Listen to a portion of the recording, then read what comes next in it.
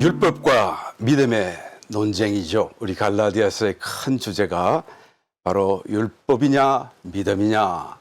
율법은 행위를 말하는 것이고 믿음은 행위가 없이 완전한 하나님의 은혜라는 개념이 바로 믿음입니다. 그래서 율법이냐 믿음이냐라는 것이 계속하여 지금 이 갈라디아서 우리 지난 시간에 이어서 3장에서 오히려 더 본론적으로 다루고 있는 것을 보게 됩니다. 율법에 속한 사람들은 율법을 지키는 것이 구원의 길이라고 주장을 하죠.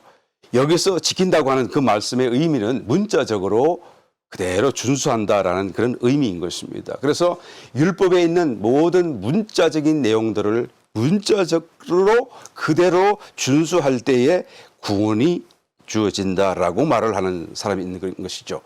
유대교인들이 다 그렇습니다. 그런데 우리 지난 시간 법과 법 정신에 관한 것을 우리가 살펴보았었습니다. 문자적으로 모든 율법을 다 준수할지라도 법 정신에 여전히 위배될 수도 있다라는 점을 살펴보았었습니다. 이런 이해를 우리가 근간으로 다시 한번 더 생각해 보게 되면 율법을 문자적으로 준수한다라고 하는 것은 처음서부터 그 의미가 사실은 실종되었다라고 말할 수가 있는 것이죠. 그러니까 율법을 문자적으로 지킨다고 하는 것은 처음서부터가 의미가 없는 것이다라는 그런 말씀인 것입니다. 그러면 왜 하나님께서 그런 불완전한 율법을 지키라고 말씀을 하시는 것입니까? 그런 질문할 수밖에 없죠. 그래서 지난 시간에도 잠깐 말씀을 나눴습니다마는 우리 3장 24절에 더 정확하게 그 의미를 또한 사도 바울이 설명하고 있습니다. 바로 몽학선생이라는 것이죠. 갈라디아서 3장 24절 읽어봅니다. 이같이 율법이 우리를 그리스도에게로 인도하는 몽학선생이 되어 우리로 하여금 믿음으로 말미암아 의롭다함을 얻게 하려 함이니라 라고 하는 것이죠. 몽학선생이라고 하는 이 말의 의미는 파이다고고스라는 단어인데요. 이 말은 두 개의 단어가 합쳐져 있죠. 파이스라는 하는 단어, 아이들, children 이런 말이고, 아고고스, 이게 리더, 인도자라는 그런 단어가 합쳐진 말이 파이다고고스, 이 몽학 선생의 의미인 것입니다. 그리스 철학자들이 당시에 그 로마의 귀족 자녀들의 가정 교사를 한 데서 이제 생겨난 용어라고 합니다. 가정 교사가 되어서 아이들을 가르치고 또 아이들의 의복, 식사, 행동, 거지 이런 것을 다 돌봐주었고 학교에서 데려다 주며 그래서 아이가 어른이 되기까지 열심히 지도하고 가르치고 인도했던 지위와 직분을 가졌던 사람들을 파이다고고스, 몽학 선생이라고 불렀던 것이죠.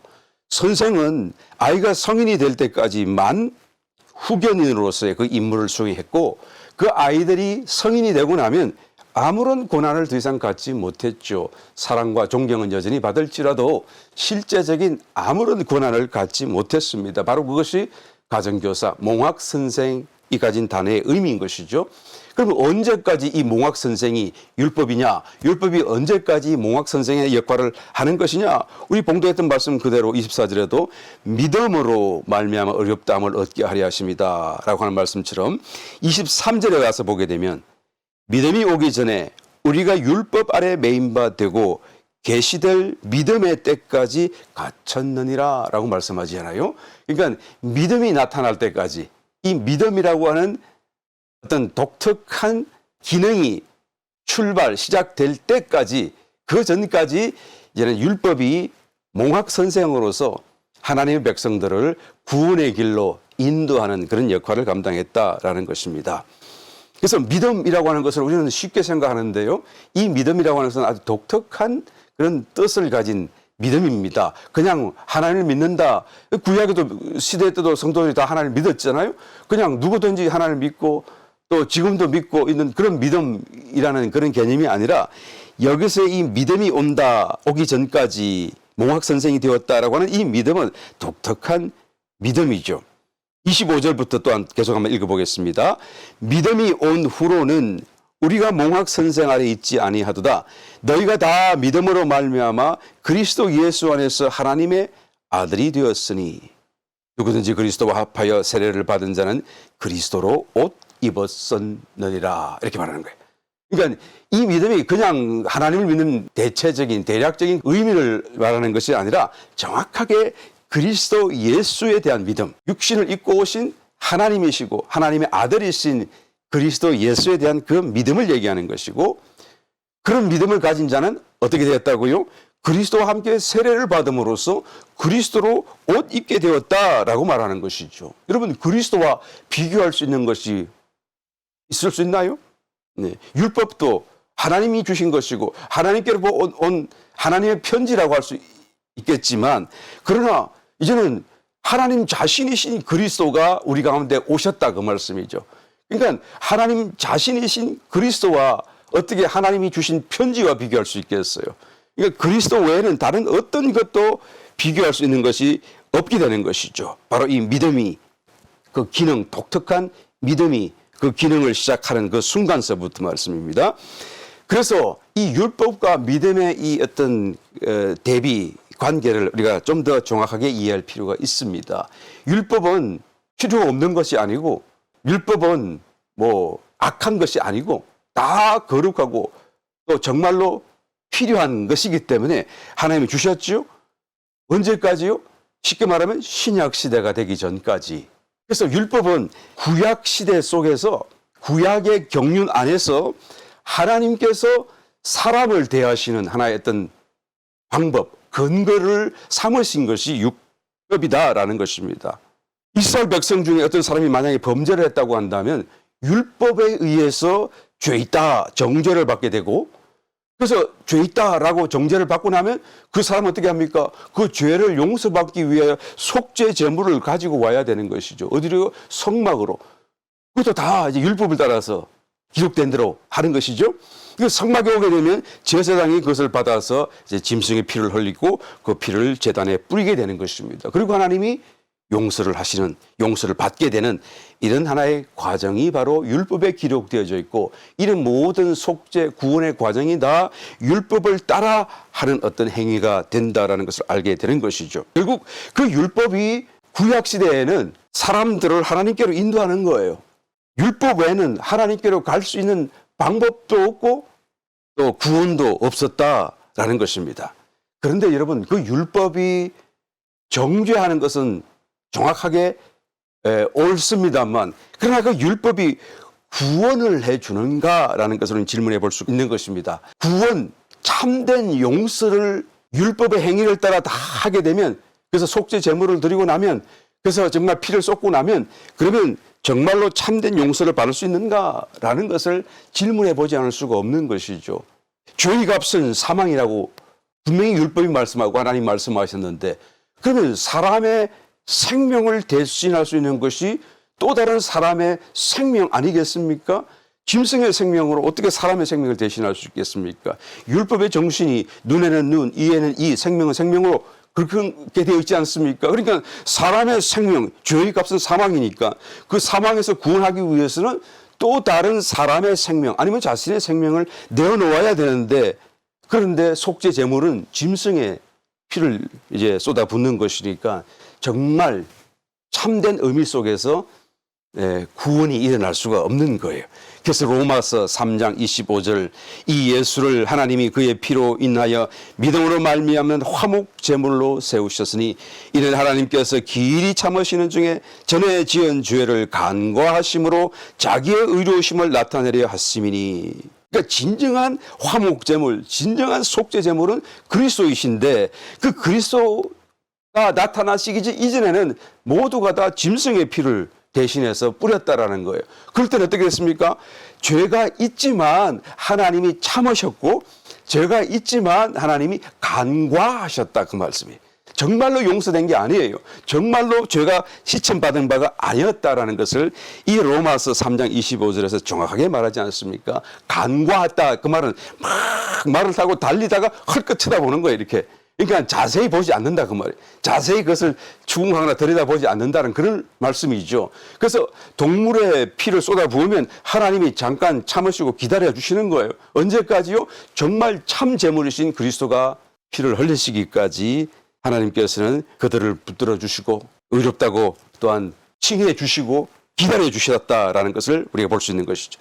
바로 이와 같이 율법은 구약 시대에 하나님께서 사람과의 관계 속에 사람을 이렇게 대하는 어떤 근거로 삼으신 것이 율법이었다라고 한다면 신약 시대에 들어와서는 달라졌습니다.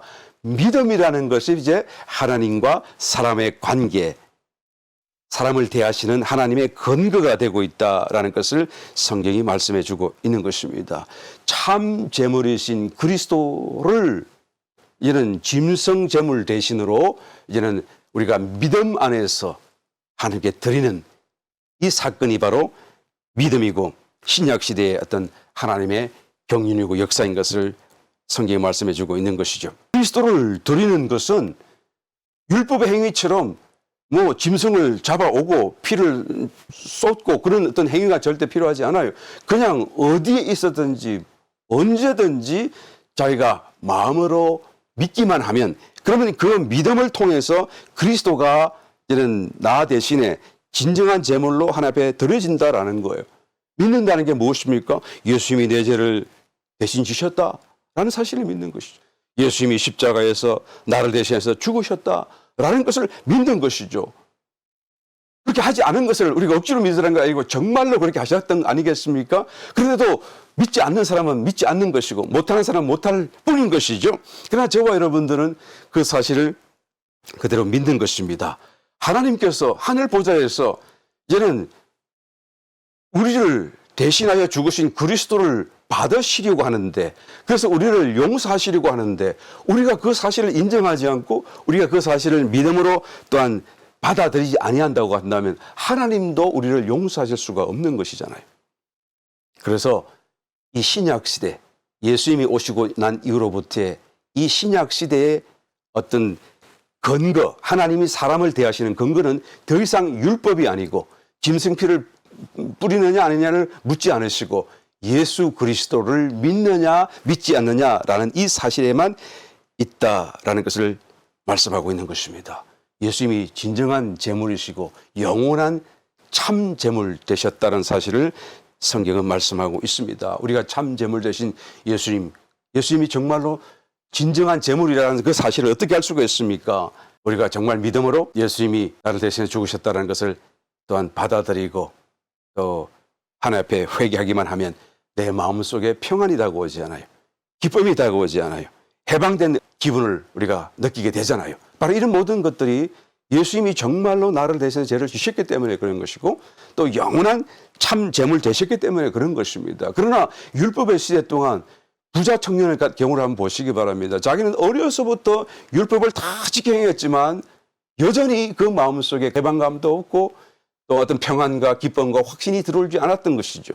그래서 예수님을 찾아와서 내가 어떻게 하여야 영생을 얻겠느냐라고 다시 묻는 것입니다. 바로 이와 같은 차이가 율법이냐 믿음이냐 하나의 어떤 상징이냐 진정한 제물이냐라는 그런 차이를 말씀해 주고 있다는 것입니다. 여러분 믿음이 그럼 무엇입니까? 우리 한번 물어보지 않을 수가 없죠. 좀 더 정확하게 이 의미를 우리가 이해하기 위해서 믿음이 무엇인가라는 것을 물어보아야 할 것입니다. 믿음은 행위가 아닙니다. 행위라는 것은 율법에 속한 것이죠. 그래서 짐승을 잡아야 하고 피를 쏟아야 되고 그리고 이제는 그런 모든 과정 속에서 이제는 속죄 제사를 올려드리는 것이 바로 행위가 되는 것인데 믿음은 그런 것이 전혀 필요 없다는 것이죠. 그러니까 율법과 이 믿음은 서로 대척점에 서 있는 부분이 바로 행위냐 아니냐라는 그런 의미예요. 야고보 사도는 믿음도 행위가 있어야 된다고 말씀하지 않았습니까? 행위가 없는 믿음은 죽은 믿음이라고 말하지 않았습니까? 야고보서 2장 17절에 그런 말씀이 있습니다. 이와 같이 행함이 없는 믿음은 그 자체가 죽은 것이라. 맞습니다. 그런데 이 말씀의 진정한 의미, 정말 이 말씀을 제대로 우리가 이해하자면 믿음이 있으면 저절로 그 믿음에 따르는 행위가 생겨난다, 따라온다는 것이지 믿음이 행위다라는 의미를 말하는 게 아니에요. 여러분 이 차이를 아시겠죠? 그러니까 믿음이 곧 행위다라는 말이 아니라는 그 말씀이에요. 믿음과 행위는 뗄래야 뗄 수 없는 하나의 동전의 양면이긴 하지만 그러나 믿음이 행위다라는 말은 아니라는 말씀이에요. 믿음은 마음으로 하는 거잖아요. 오른편 강도가 죽을 때 예수님을 내가 믿습니다 라고 고백했더니 너는 오늘 밤 내가 나와 함께 있으리라, 나군에 있으리라 라고 말씀하셨잖아요. 이 강도는 여러분 십자가에 달려서 그전까지 강도로 살았고 이제 십자가에 달려있기 때문에 어떤 믿음의 선한 행위를 하나도 할 수가 없었잖아요. 그러니까 믿음의 행위가 전혀 없었던 것인데도 구원을 받지 않아요. 무슨 의미합니까? 그러니까 믿음 그 자체는 행위가 아닙니다. 그렇죠? 믿음이 있으면 당연히 그 믿음에 따르는 행위가 자연스럽게 나타나는 것이죠. 내가 지금 편안하다 하고 내가 스스로 믿으면 내가 얼굴도 편안하고 얼굴을 밝게 표정할 수 있지만 내가 지금 막 지질이 나고 큰일이 날 것이다 라고 내가 어떻게 하면 믿으면 얼굴이 불안하고 안절부절하게 되잖아요. 그런 것처럼 말이에요. 근데 믿음이라고 하는 그 자체만 떼어내고 보게 되면 그것은 행위가 아니라 우리의 마음 안에서 일어나는 하나의 사건들이다라는 것이죠. 그래서 믿음으로 받아들인다라는 이 말씀의 의미는 영이신 주님을 내 마음 안으로 받아들이는 것이고, 영이신 주님 또 말씀이신 주님을 또 그 주님이 하신 그 말씀을 내가 내 마음 안으로 아멘하고 받아들이는 것이다라는 의미예요. 받아들였으니까 그래서 정말로 믿는다고 한다면 그 말씀대로 사는 어떤 순종하는 행위가 나타나겠지요. 여하튼 믿음이라고 하는 것은 행위가 있기 전에 내 마음에서 일어나는 사건인 것입니다. 영을 믿는 거잖아요. 영이신 주님을 믿는 것이잖아요. 영이신 말씀을 믿는 것이잖아요. 이 영이라는 단어가 퍼뉴마라는 단어인데 이 퍼뉴마라고 하는 단어가 영이라는 뜻도 있지만 숨, 호흡, 공기 이런 의미도 함께 갖고 있습니다. 그러니까 영의 특성과 우리가 숨 쉬는 것과 매우 어떤 공통점이 있기 때문에 이 한 단어 속에 이 여러 가지 개념을 함께 또 함축하고 있는 것 아니겠습니까? 그러니까 우리가 믿는다, 영을 대하여 영을 받아들인다. 그 말은 마치 이게 우리가 숨 쉬는 것처럼 덜 숨 하고 숨을 이렇게 우리 받아들이는 것처럼 내 안으로 영이신 주님, 말씀이신 주님을 내 마음 안으로 받아들이는 것을 믿는다, 믿음으로 받아들인다라는 것이죠. 어떤 사실을 내가 인정한다라고 하는 지적인 동의, 어떤 지식의 수준에 머무는 것이 아니다라는 거예요. 그래서 받아들이기 때문에 정말로 나의 생명, 나의 존재와 영이신 주님이 또 그 말씀이 어떤 관계를 가지기 시작하게 되는 것이죠. 공기 중에 산수가 숨을 쉬게 되면 그렇죠? 공기 중에 있는 산수가 내 안으로 들어오는 것이잖아요. 들어오는데 어떻게 됩니까? 이제는 폐를 통과하면서 막 아주 복잡한 어떤 과정을 통해서 생명 활동을 하게 되지 않습니까? 이것은 정말로 그냥 정교하고 복잡하고 나의 어떤 지식의 범위를 뛰어넘는 그런 아주 특별한 어떤 초월적인 범주가 바로 이 생명의 활동 아니겠습니까? 근데 우리는 그걸 다 알지 못해도 그냥 숨을 쉬면 그냥 산소가 내 속에 들어오고 그리고 나는 계속 생명을 더 유지하며 활력을 공급할 수 있게 된다라는 것이죠. 내가 지적으로 공기 중에 산소가 어떻게 들어와서 내 몸이 어떻게 되어서 그걸 다 알고 있기 때문에 내가 이렇게 건강하게 사는 것이 아니다라는 거예요. 그러면 내가 또 열심히 공부를 해가지고 이것이 어떤 상태고 어떤 작동을 하는 것인지, 산소가 뭔지, 그리고 산소에 들어와서 폐와 어떻게 연결되고 또 그것이 혈관 속에 있는 피와 어떻게 연결되고 그리고 어떻게 그 속에서 뭐 어떻게 돌고 결과는 어떻게 다 하게 되는 것이 자세히 공부해서 알게 된다고 할지라도 내가 지식적으로 정말 아주 초월적인 어떤 그런 깨달음을 가진다고 할지라도 중요한 것은 그 지식이 나를 살리는 게 아니다라는 거예요. 그 지식이 있다고 해서 내가 이제는 산소를 공급받고 그 산소로 살게 되는 것이 아니다. 지식이 아무리 있어도 숨을 쉬어야 살아요. 그렇죠? 그러니까 이 숨을 쉰다라는 것이 바로 믿는다는 거예요. 받아들인다는 것을 의미하는 것입니다. 그래서 우리의 머리로 할 수 없는 것이 믿음이에요. 우리의 지식으로 할 수 없는 게 믿음의 세계인 것입니다. 내 가슴으로 해야 되는 것이죠. 그냥 아멘, 내가 그것을 믿습니다. 그 말씀대로 이루어질 것입니다. 라고 내가 받아들이는 것이 바로 믿음이시죠. 이것을 하나님의 입장에서 보게 되면 우리의 입장에서는 믿음을 받아들이는 것이고 영이신 주님을 받아들이는 것이고 말씀을 내 마음속으로 받아들이는 것이라고 한다면 하나님의 입장에서 관점에서 보게 되면 이 믿음의 역사가 어떻게 일어납니까? 기름을 붓는 것으로 성경 묘사해 주고 있습니다. 기름, anointing. 그래서 기름을 부으면 어떤 역사가 일어나죠? 그 기름이 이런 기름 부음을 받는 대상자에게 이제는 발라지고 스며들고, 그래서 그를 변화시키는. 그런데 여러분, 기름이라고 하는 것은 성령을 의미하는 것이잖아요. 하나님의 영. 하나님의 영은 거룩하신 하나님이시기 때문에 우리 죄인과 접촉할 수가 없어요. 그래서 에덴 동산에 쫓아내시고 적시로 화영검으로 에덴 동산과 분리시켰던 것처럼 말이죠. 거룩하신 하나님의 영이 죄인에게 어떻게 기름 부어서 접촉할 수가 있느냐고 말이죠. 그러면 접촉당하는 그 사람은 절대 살 수가 없어요. 거룩하신 하나님의 그런 접촉을 통해서 적시로 죽을 수밖에 없는, 직접 접촉이 될 수 없는 그런 상황 아니겠어요? 근데 기름을 어떻게 붓는다는 말씀이죠? 그래서 아주 특별한 기름이 필요한 것입니다. 그 특별한 기름을 출애굽기 30장에 보게 되면 거룩한 관유라고 자세히 설명을 하고 있어요. 하나님께서 특별히 이 기름을 만들라라고 명령하셨는데 그 기름의 이제 기초 어떤 질량 성질은 뭐냐면 올리브유, 감람유를 이제 기초로 해서 거기다가 하나님이 지정하시는 4가지 어떤 재료를 섞어야 돼요. 모략과 육개와 창포와 계피를 하나님이 정해주신 그 분량대로 잘 그것을 섞어서 이 감람유와 이제는 배합을 시키도록, 그래서 이것을 거룩한 관유라고 하나님께서 명명하는 것을 보게 됩니다. 이게 왜 필요합니까? 하나님의 어떤 성소를 지었는데, 성막을 지었습니다. 그러면 하나님이 어떻게 거기 들어오시죠? 죄 있는 사람들이 접촉을 했고 죄 있는 사람들이 지어놓은 그 성막에 거룩하신 하나님이 어떻게 들어오실 수가 있어요? 어떻게 접촉할 수가 있겠습니까? 화영검으로 분리된 거룩하신 분이신데요. 그래서 사람이 하나님의 어떤 명령을 따라 아무리 지었다고 할지라도 여전히 사람의 손에 접촉된 이제는 아주 부정한 상태에 있는 그런 성막이 완성되었다고 할지라도 그 성막들을 거룩하게 만들어야 될 필요가 있는 것이죠. 그래서 하나님께서 이 관유를 명령하셨어요.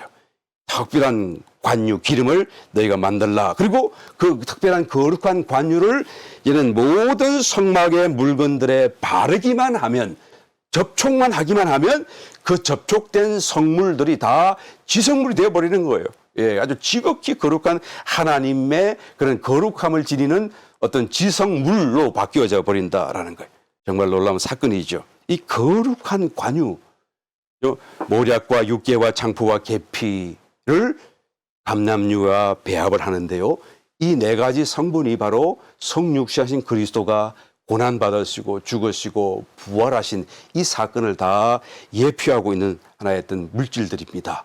그러니까 본래 거룩하신 감람유와 같은 순전하신 완전하신 하나님 안에 이제는 이와 같은 것이 배합되고 더해지는, 그래서 이제는 거룩한 관유로 만들어지는, 이것을 출애굽기 30장에서 하나님이 모세를 통하여 보여주고 계시는 것이죠. 이게 굉장한 사건입니다, 여러분. 그동안 율법이 해오던 것을 이제는 믿음으로 대체해가지고 우리가 믿기만 하면 우리 속에 기름 부으시듯이 우리에게 다가오셔서 우리를 이제 성화시키고 거룩하게 하시는 이 어떤 작업을 위해서 하나님께서 이제는 직접적으로 우리에게 접촉할 수 있는 가능한 기름으로서 하나의 어떤 예표로서 이 거룩한 관유를 말씀하시기 때문에 그런 것이죠. 그래서 율법의 시대를 바꾸어서 이런 신약 믿음의 시대로 바꾸시는 과정 속에서 그냥 믿기만 하면 우리가 구원받고, 믿기만 하면 우리가 거룩하게 되고, 믿기만 하게 되면 하나님의 기름 부으심으로 우리가 하나님의 역사를 얻게 되는, 축복을 얻게 되는 이 사건이 어떻게 가능해지는가? 바로 거룩한 관유가 있기 때문에 그런 것이죠.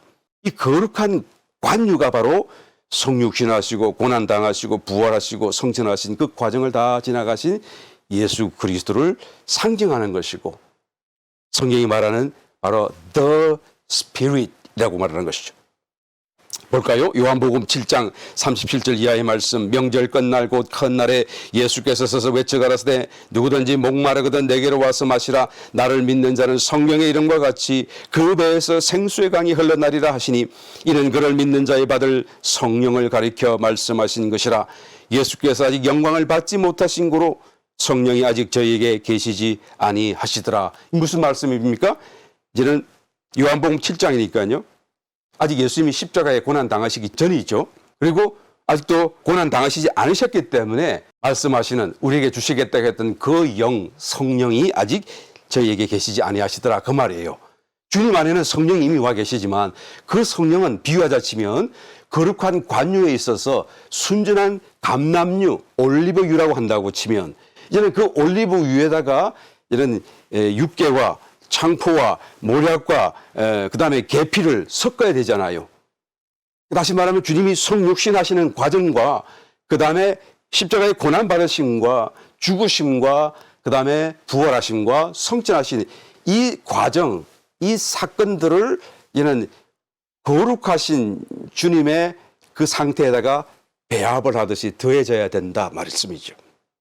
왜 더해질 필요가 있습니까? 만약 이것이 더해지지 아니한다고 한다면, 그래서 거룩한 온전한 그 감람유로만 계신다고 한다면, 본래부터 이렇게 계셨는데요, 여전히 이렇게만 계신다고 한다면 이 감람유는 누구에게도 접촉할 수가 없어요.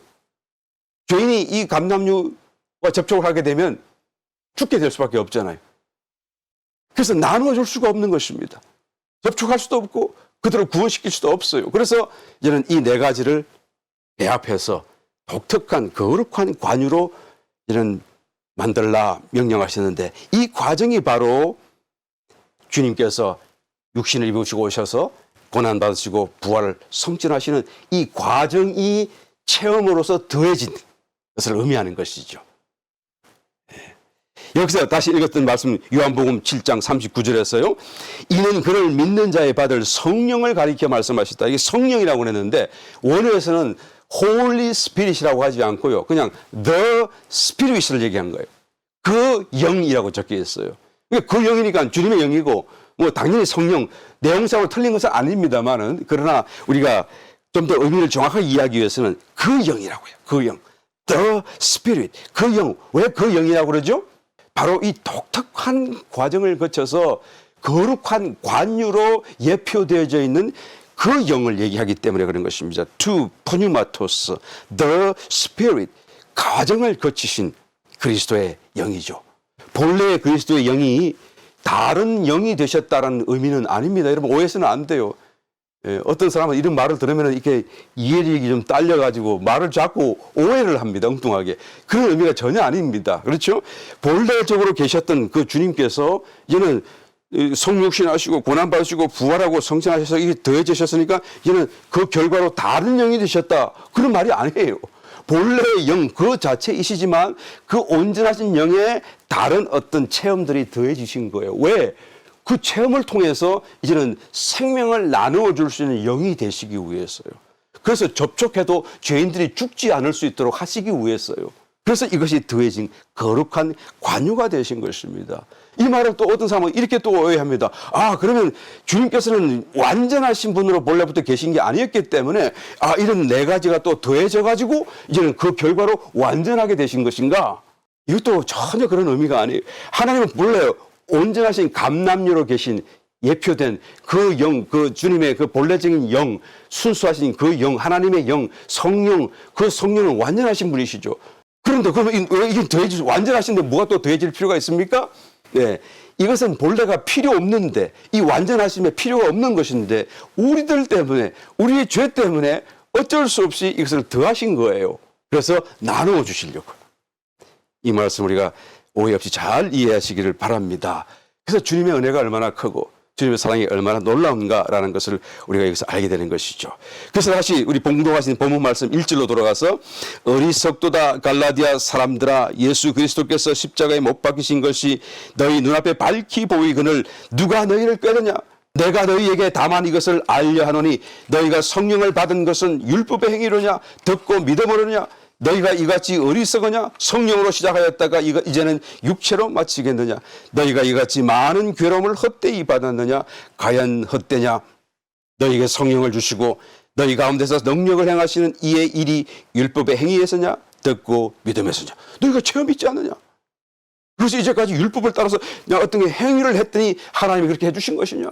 아니지 않느냐? 그냥 믿었더니 그것이 왔고 믿었더니 구원이 오고 기쁨이 오고 해방이 오고, 그래서 다 그런 믿음을 따라 너희가 체험한 바가 있지 않느냐라는 것을 다시 되묻는 거예요. 그래서 율법의 행위로 돌아가려고 하는 이런 어리석음에서 사도 바울이 유대 믿는 이들을 깨우치고 계시는 것이죠. 너에게 성령을 주시고, 그 말은 이례적인 사건이죠. 듣고 믿음으로써 영 안으로 영접하였더니 우리의 영이 중생하게 되는 사건이죠. 그리고 주님이 우리 속에 내주하게 시작하게 되신 사건이죠. 그 다음에 내주하신 그 영께서 너희 가운데서 계시며 능력을 행하시지 않느냐. 반복적으로 지속적으로 믿는 자 안에 들어오셔서 이제는 내주하시면서 능력을 행사하신다라는 거예요. 그래서 그 능력의 행사 때문에 성도가 복을 받고 치료가 일어나고 구원을 받고 평강을 얻고 이런 하나님의 역사와 연결되는 것이다라는 것을 설명하고 있는 것이죠. 그래서 이것이 이제까지 없었던 기쁜 소식, 복음이 되는 것입니다. 복음. 그냥 우리 바깥에 계셔서 우리를 한번 이렇게 구원해 주시고 그리고 멀리 팔짱을 끼고 따로 계신 것이 아니라 이제는 우리 속에 들어오셔서 계속적으로 우리를 구원시키고 변화시켜가는, 그래서 마침내 다만 범죄 이전에 그런 어떤 깨끗한 상태로 우리를 돌이키시는 것이 아니라 우리 자체를 하나님과 같이 바꾸어 놓으시는 어마어마한 구원의 역사로 또 축복으로 축복하시는 사건이 바로 믿음의 사건, 성육신의 사건, 그래서 복음이 된다라고 지금 말씀하는 것입니다. 그래서 8절 봉독하신 본문 말씀 8절에 가시게 되면 복음이라는 단어를 정확히 쓰고 있어요. 그런데 아주 독특합니다. 먼저 아브라함에게 복음을 전했다라고 말하죠. 우리는 가스펠, 이벤젤리즘, 에반겔리움 이런 단어를 쓸 때마다 우리는 신약 시대에 해당되는 독특한 단어라고만 생각하지 않아요? 신약 시대에 주어진 하나님의 독특한 은혜라고 생각하지 않습니까? 그런데 여기서는 아브라함에게 복음을 전했다라고 말을 하고 있어요. 정말 깜짝 놀라야 될 사건입니다. 그리고 14절로 내려가서 보게 되면 이는 그리스도 예수 안에서 아브라함의 복이 이방인에게 미치게 하고 또 우리로 하여금 믿음으로 말미암아 성령의 약속을 받게 하려 합니다. 그 복음이 뭐냐? 그 의미를 설명한 것이 바로 믿음으로 말미암아 성령, 이것도 마찬가지 그 영입니다. 그 영의 약속을 받게 하려 함이라고 말하는 것이죠. 복음이 뭐냐라고 물었을 때 바로 그 영을 받는 것이다 라는 말로 우리가 추격해서 우리한테 설명할 수가 있다라는 것입니다. 여기서 여러분 다시 한 번 더 아브라함이 받은 복과 그다음에 우리 신약시대 이 복음이 어떤 관계를 가지는지를 한번 비교해 볼 필요가 있는 것이죠. 그럼 아브라함에게 주신 것이 무엇입니까? 하나님이 약속하신 것이 두 가지인데 한 가지는 땅에 대한 약속이고 또 한 가지는 자손에 대한 이야기죠. 자손은 그의 몸에서 난 이삭과 더불어 그 이후의 모든 후손들을 하나님께서 약속하셨는데 하늘의 별들처럼 땅의 모래처럼 셀 수 없을 수많은 자손들을 약속하신 것입니다. 땅은 무엇입니까? 가나안 땅이죠. 그걸 갈대 우르에서 인도해 내셔가지고 가나안 땅에 오시자마자 동서남북 바라보라 그리고 밟아라 내게 내 발이 밟는 모든 것을 다 너에게 주겠다라고 하셨던 그 땅, 가나안 땅이 바로 하나님께서 약속하신 그 땅이죠. 지금의 이스라엘 땅입니다. 그런데 여러분 창세기 12장 7절 실제로 하나님께서 그런 약속을 하시던 현장 그 사건으로 들어가서 보게 되면 놀라운 사실을 발견하게 됩니다. 여호와께서 아브라함에게 나타나 가라사대 내가 이 땅을 내 자손에게 주리라 하신지라. 그가 자기에게 나타나신 여호와를 위하여 그곳에 단을 쌓고 하나님이 약속하시는 갈대우르에서 불러내시고 이제는 축복을 약속하시는 그 장면인데요. 내 자손에게라고 말씀하셨죠. 근데 이 단어가요. 그러니까 우리의 생각으로는 이해로는 그러니까 아브라함의 후손들이니까 이삭, 야곱, 그다음 쭉 요셉 쭉쭉쭉 해가지고 지금의 이스라엘에 이르기까지 정말 수많은 사람들이 되어야 되지 않아요? 그러니까 내 자손들에게라고 해야 되지 않겠습니까? 그런데 이 내 자손에게 주리라 했는데 이 내 자손이 놀랍게도 단수로 적혀 있어요. 한 사람, 단수, 복수가 여러 사람인데 여기는 단수로 되어 있어요. 뭐가요? 그 다음에 창세기 13장 15절 이하의 말씀을 찾아가 봅니다. 보이는 땅을 내가 너와 내 자손에게 주리니 영원히 이르리라. 여기도 단수로 되어 있어요. 16절 내가 내 자손으로 땅에 티끌 같게 하리니, 그러니까 여러 사람이 된다는 얘기인데 이 내 자손도 여전히 단수예요. 사람이 땅에 티끌을 능히 셀 수 있을진데 내 자손도 세리라. 이것도 수많은 사람이 되어야 마땅한데 복수가 돼야 되는데 이것도 단수예요. 창세기 17장 8절 내가 너와 내 후손에게 너의 우관은 이 땅 곧 가나안 일경으로 주어 영원한 기업이 되게 하고 나는 그들의 하나님이 되리라. 여기서 내 후손이라고 했는데 이것도 마찬가지 단수예요. 우리 한국말에는 그 단어에 여성, 남성, 뭐 단수, 복수 이런 개념이 없어요. 그렇죠?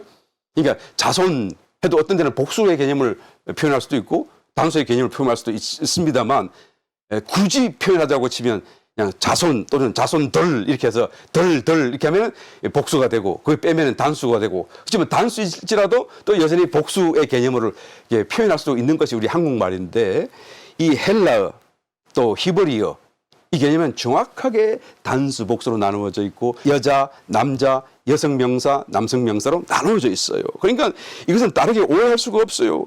이 말씀의 의미는 한 사람이다 그 말이에요. 심지어 창세기 26장 2절로 넘어가서 봅니다. 그 아들 이삭에게도 이 드려 주셨던 통일한 약속으로 말씀하는 것을 보게 됩니다. 여호와께서 이삭에게 나타나 가라사대 애굽으로 내려가지 말고 내가 내게 지시하는 땅에 가라. 이 땅에 유하면 내가 너와 함께 있어 내게 복을 주고 내가 이 모든 땅을 너와 내 자손에게 주리라. 내가 내 아비 아브라함에게 맹세한 것을 이루어 내 자손을 하늘의 별과 같이 번성케 하며 이 모든 땅을 내 자손에게 주리니 내 자손을 인하여 천하 만민이 복을 받으리라. 다 단수예요. 예, 다 단수예요. 그런데 이 사건을 정확하게 지적하면서 이것을 해석해 놓은 곳이 있습니다. 바로 본문에 나타나죠. 사도 바울의 해석을 한번 보시기 바랍니다. 16절 갈라디아서 3장 16절 이 약속들은 아브라함과 그 자손에게 말씀하신 것인데 여럿을 가리켜 그 자손들이라 하지 아니하시고 오직 하나를 가리켜 내 자손이라 하셨으니 제가 했던 말 그대로 나오죠. 예. 곧 그리스도라 얘기하는 거예요.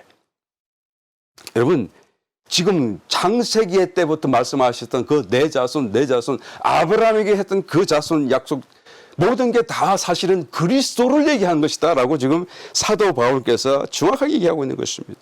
그러면 하늘같이 많게 하리라 하는 그 말은 무슨 뜻입니까? 그 말과 이 단수 한 사람이라는 거는 이 말의 개념을 두 개를 다 합치게 되면 결국 어떻게 됩니까? 그리스도 안에서 거대한 하나의 몸을 이루어 이제는 한 사람이 되게 되는 이 신약적인 정말 놀라운 영적인 사건이죠. 이 사건을 두고 말씀하신 것이다라는 것을 우리는 알 수가 있는 거예요. 그러니까 성경 이 말씀의 예언이 이중적인 그런 의미, 예언, 약속으로 주어주셨는데 실제로 혈육적인 그런 아브라함의 후손들이 쭉 많죠. 셀 수 없을 만큼. 또한 다른 차원에서는 영적인 의미 속에서 영적인 자손으로서 또한 이와 같이 내 자손 단수라는 의미를 가지고 함축하여 말하고 있는 것을 보게 됩니다.